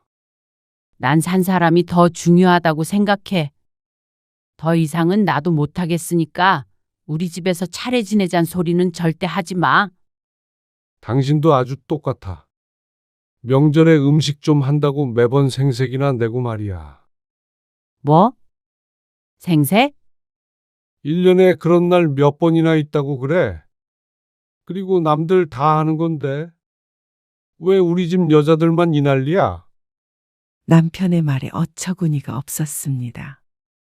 고맙다고 절을 해도 부족할 판에 생색이나 낸다며 타박하는 것이 제정신이 아닌 것 같았습니다. 명절 때문에 그동안 수십 년 동안 몇 번이나 다퉜는지 몰랐습니다. 부부싸움의 지분 70~80%는 명절이 차지할 정도였습니다. 그리고 명절이 끝나면 양 씨가 병원에 들락날락 하는 걸 모르는 것도 아닌데 참 무심하고 무식한 남자였습니다. 그렇게 차례 지내고 싶으면 당신이 직접 음식해. 뭐? 이것 봐. 생색내는 거 맞잖아. 조상님 덕 본 사람들은 명절에 다 해외에 나가 있다는 소리 못 들어봤어? 정신 나간 것들이지. 남편은 생전에 시아버지를 보는 것 같았습니다. 아니, 어쩌면 시어머니일 수도 있었습니다. 그 피가 어디 갈까 싶었죠. 그럼 애들이라도 오라고 그래. 차례까지는 아니더라도 명절 분위기는 내야 할 거 아니야. 차라리 그게 낫다 싶었습니다. 그러지 않으면 당장에 큰형님네 가서 차례를 지내자고 할 수도 있는 양반이었으니 말이죠. 얼마 후 남편은 행동에 나섰습니다. 자식들에게 직접 전화를 해서 명절에 꼭 오라고 신신당부를 했습니다. 지난달에 아이를 낳은 딸까지도 말이죠. 이번에는 다른 핑계 대지 말고 집에 와. 시골도 멀다고 안 갔던 놈들이 부모 집에도 안 온다고 하면 가만히 안 둬. 양 씨의 자식들은 커가면서 명절에 양 씨 부부를 따라다니지 않게 되었습니다. 젊은 사람들이 다 그렇듯이 말이죠. 처음엔 시집 식구들도 그렇고 남편도 노발대발했지만 그렇다고 다 큰 청년들을 억지로 끌고 갈 힘도 없었습니다. 그런데 이번에는 남편이 강짜를 부렸습니다. 아버지, 저희는 명절에 여행 계획하고 있어요. 뭐? 여행? 여행을 왜 명절에 가? 명절 말고는 시간이 없잖아요. 회사 때문에. 너희는 부모가 죽어도 안 찾아올 놈들이야. 아니, 왜 그렇게까지? 희영이도 애기 때문에 못 오겠다고나 하고 말이야. 희영이는 애 낳은 지 얼마 안 됐잖아요. 어린애 데리고 굳이 가야 해요? 아들의 말이 다소 차갑게 들릴 수 있었지만 사실 아들도 명절이라면 지긋지긋해 했습니다. 엄마가 어떻게 살아왔는지 뻔히 봤고 20대까지는 같이 그 일을 겪었으니 말이죠. 특히나 딸은 더 심했습니다. 명절이라면 거의 경기를 일으켰습니다. 그런데도 결국 남편의 고집을 꺾을 수는 없었습니다. 아들, 딸 모두 오겠다고 했죠. 저는 붙여야 해. 명절엔 자고로 기름 냄새가 나야지. 전에다가 막걸리도 한 잔 먹고 해야 되는 거야. 나 참 외멀쩡한 큰 집 놔두고 이렇게 초라하게 명절을 보내야 하는 거야. 남편은 차례를 없애자고 한 큰 동서가 원망스러운 듯이 자꾸만 그 얘기를 꺼냈습니다. 양 씨는 큰 동서가 아주버니를 설득하기까지 얼마나 힘들었을까 생각하면 오히려 박수를 쳐주고 싶은 심정이었습니다. 양 씨였다면 남편을 설득할 자신이 없었습니다. 무슨 전까지 붙여. 애들이랑 밥 한 끼 먹으면 되지. 떡국 먹고. 누가 차례상 차리래? 전 정도는 해야 할 거 아니야? 남편의 성화에 양 씨는 설 전날부터 명절 분위기가 나는 음식을 차려야 했습니다. 처음에는 점만 부치라던 남편이 이거 해봐라 저거 해봐라 난리도 아니었습니다. 당신이 이것 좀 뒤집어. 양 씨가 남편에게 뒤집개를 주며 말하자 남편이 궁시렁거렸습니다. 운 좋은 줄 알아라. 어머니 살아계셨으면 하루 종일 잡돌이 당하는 거야. 알지? 전 하나 뒤집는 걸로도 생색을 내는 사람은 남편이었습니다. 나 잠깐만 나갔다 올게. 그거 하라니까 어딜 가? 잠깐 이 앞에서 정필이 만나기로 했어. 남편은 말도 안 되는 소리를 하며 집을 나가버렸습니다. 아무래도 양 씨가 자비를 시키는 게 힘들고 싫은 모양이었습니다. 이제는 방패가 되어줄 시집 식구들도 없으니 더 그런 것 같았죠.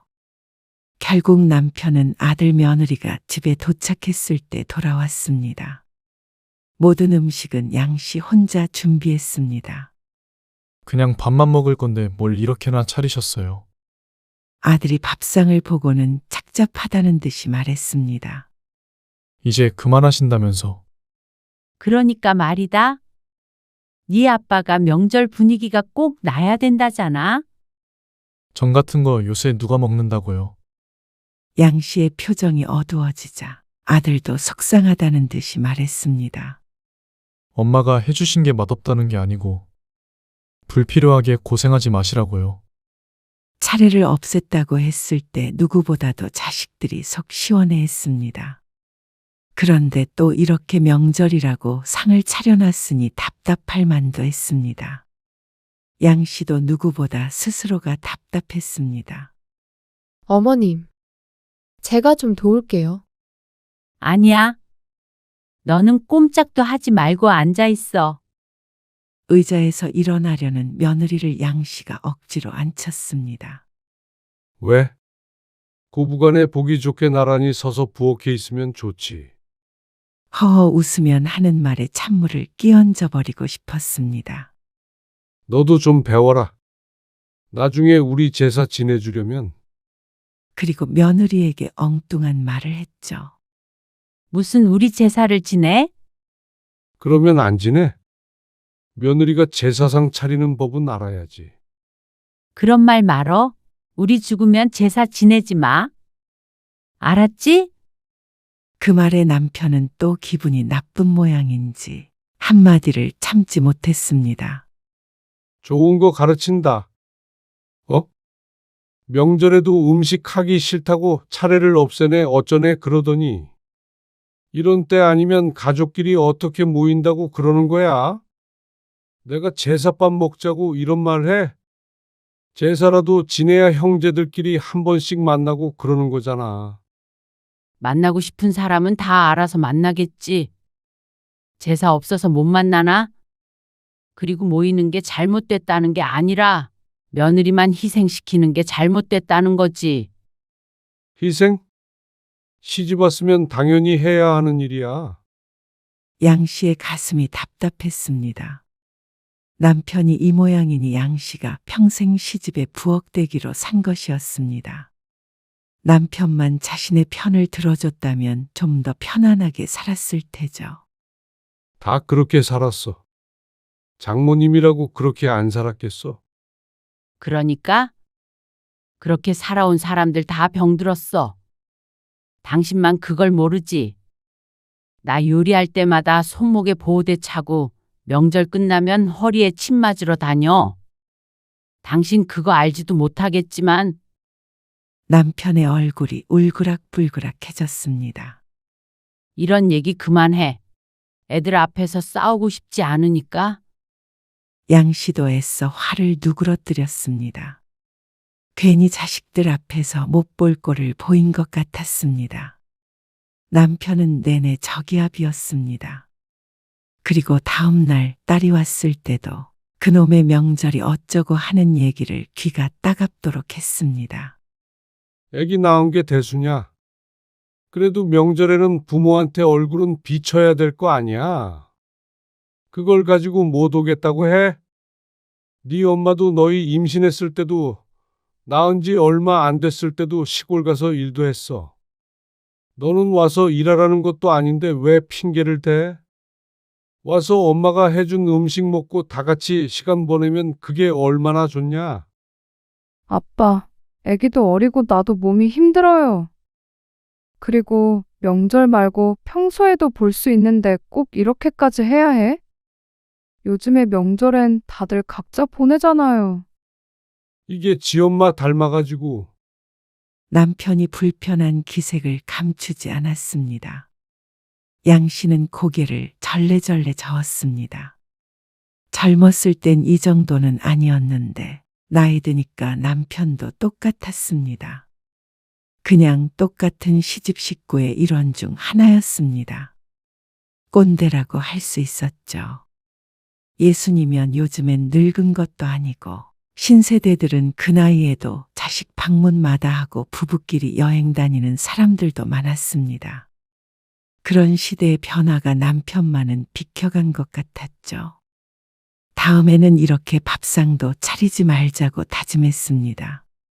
하도 차례를 우리 집으로 가지고 온다느니 헛소리를 하니까 남편이 하자는 대로 따랐지만 이제는 양 씨도 참을 수가 없었습니다. 시부모님의 빈자리를 채워 자신을 시집살이 시키려는 남편에게 맞서기로 마음먹었습니다. 그런데 그렇게 마음먹은 걸 알기라도 했는지 남편이 한 달쯤 뒤에 선언했습니다. 추석부터는 우리 집에서 간단하게라도 차례 지내기로 했으니까 그런 줄 알아. 뭐라고? 형님이 그러지 말라고 그러셨잖아. 형님하고는 다 얘기했어. 아무래도 남편의 성화에 형님도 그러라고 하고 만 것 같았습니다. 형수는 안 올 거고 형님은 오겠다고 하니까 추석에 차례상 준비해. 얼토당토하는 말에 헛웃음이 나왔습니다. 종을 부려도 이것보다는 정중하게 부탁했을 것 같았습니다. 시어머니도 생전에 양씨를 둘째 식모라고 생각하는 것 같았는데 남편도 꼭 비슷했습니다. 내가 당신네 집안에서 부리는 부엌대기인 줄 아는 거야? 정말? 뭐? 거친 언사에 남편이 눈을 크게 떴습니다. 명절에 남이 해주는 음식으로 놀고 먹으니까 명절이 너무 좋고 그리운 모양인데 그렇게 하고 싶으면 당신 손으로 직접 해. 뭐? 아는 단어라고는 뭐밖에 없다는 듯이 남편이 자꾸만 얼빠진 목소리로 되물었습니다. 큰형님도 못하겠다는 차례를 둘째인 당신이 굳이 하겠다는 이유가 놀고 먹는 거 밖에 더 있어? 어머님, 아버님도 돌아가신 마당에 왜 나한테 또 그 짓을 시켜? 왜 당신이 나한테 시집살이를 시키냐고. 말이면 단 줄 알아? 차라리 음식하는 게 힘드니까 좀 도와달라고 말을 해야지. 뭐가 어째? 그게 내가 하고 싶은 말이야. 당신이 나한테 도와달라고 해야지. 당신네 조상인데. 정말 지난번부터 왜 그러는 거야? 당신 뭐 이상한 책이라도 읽었어? 유튜브 그런 거 보지 말라고 그랬지?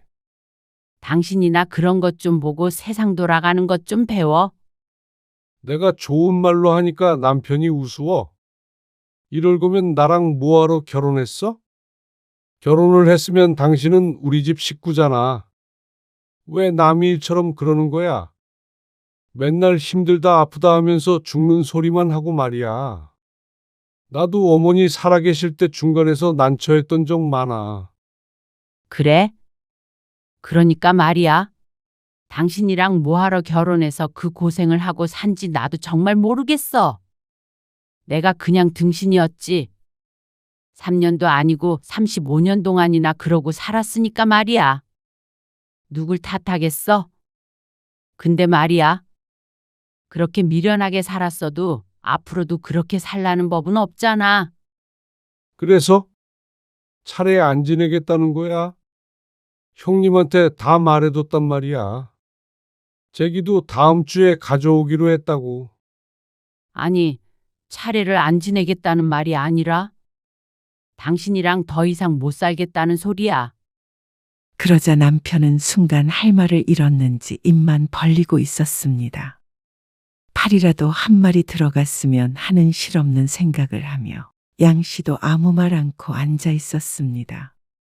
그러자 곧 정신을 차린 남편이 언성을 높였습니다. 나랑 안 살면 뭐? 이혼이라도 하게? 할 거야. 이혼? 다시 한번 멍청이가 된 듯이 말이 없는 남편. 다소 충동적이긴 했지만 양 씨는 그제서야 그동안 자신이 바라왔던 것이 무엇인지 깨달았습니다.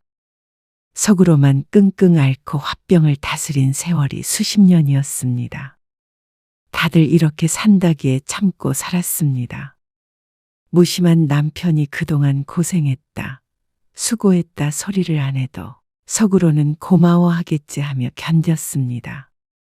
하지만 이제 보니 남편은 그런 생각은 눈꼽만큼도 없었습니다. 고마워하기는커녕 양 씨의 희생을 당연하게 여겼죠.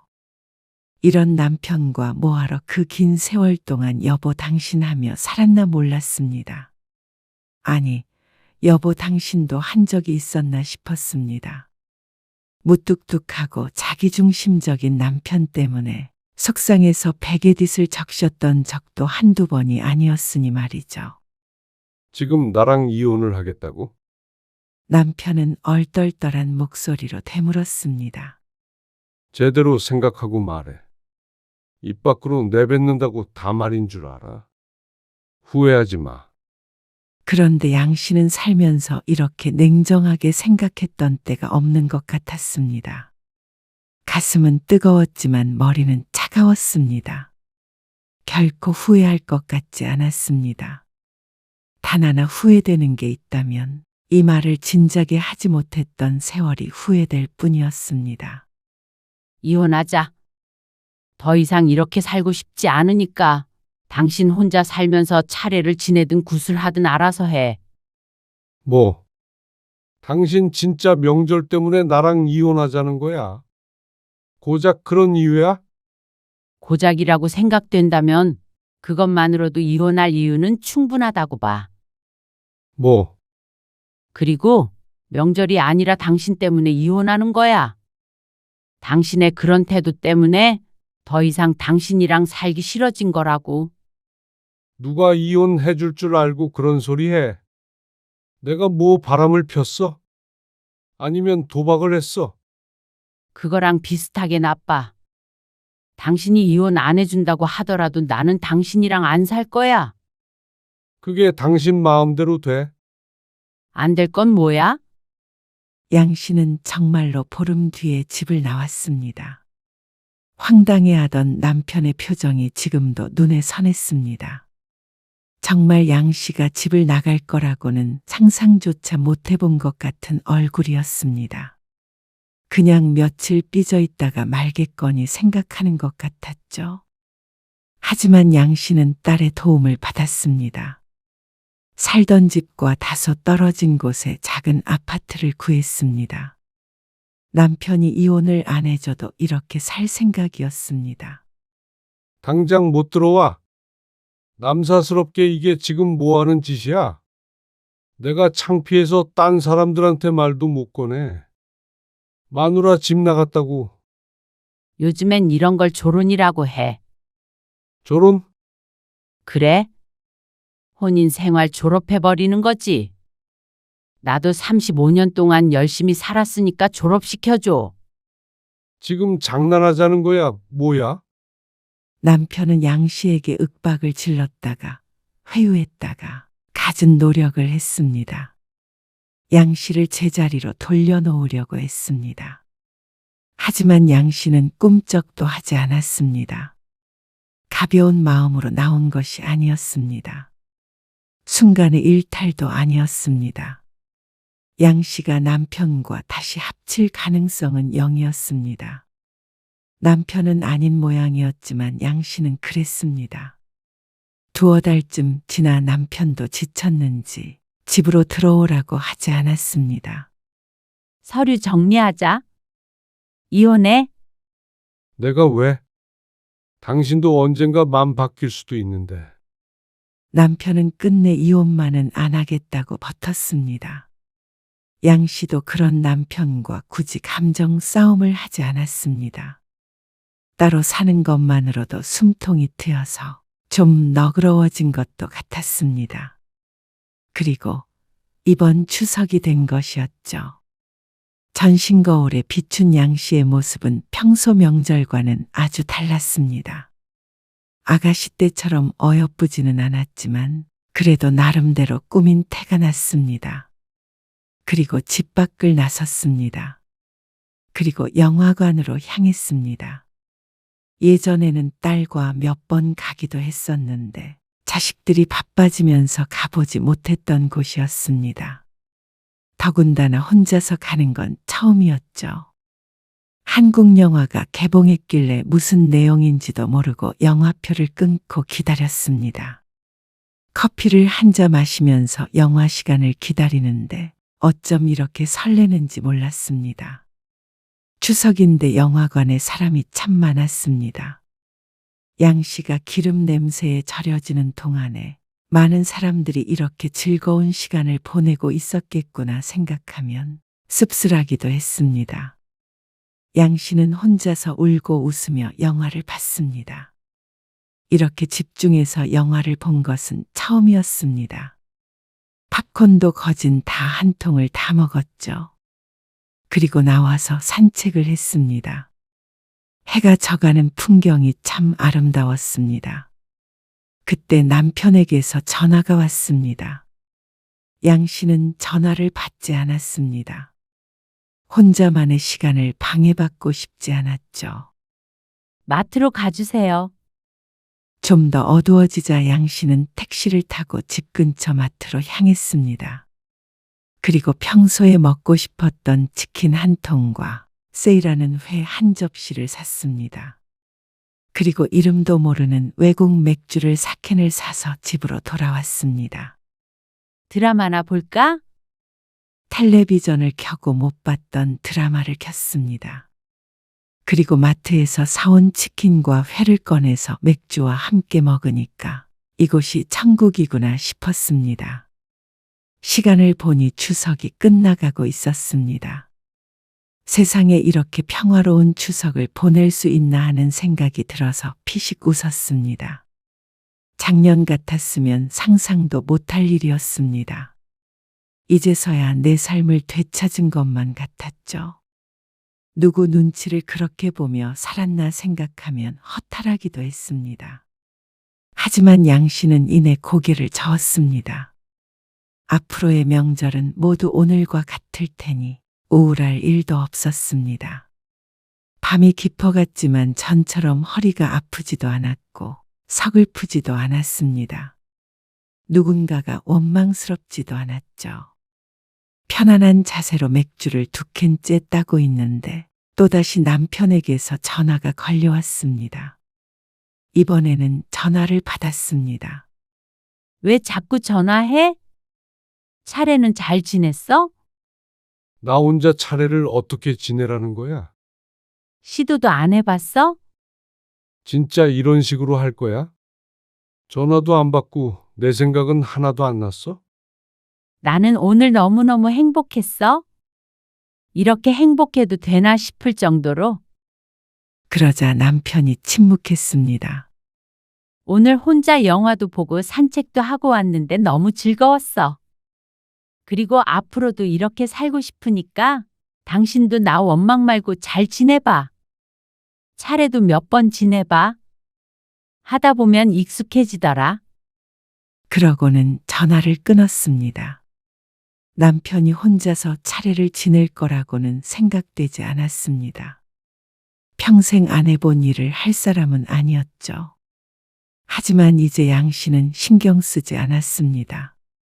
아무리 이혼을 안 했다고 하지만 며느리가 제사 안 지내고 차례 안 지내는 게 법적으로 문제가 되는 일도 아닌데 무슨 상관인가 싶었습니다. 양 씨는 어깨를 한번 으쓱하고 다시 텔레비전으로 시선을 옮겼습니다. 목구멍으로 넘어가는 맥주가 참 시원하고 맛났습니다. 양 씨의 앞으로의 인생처럼 말이죠.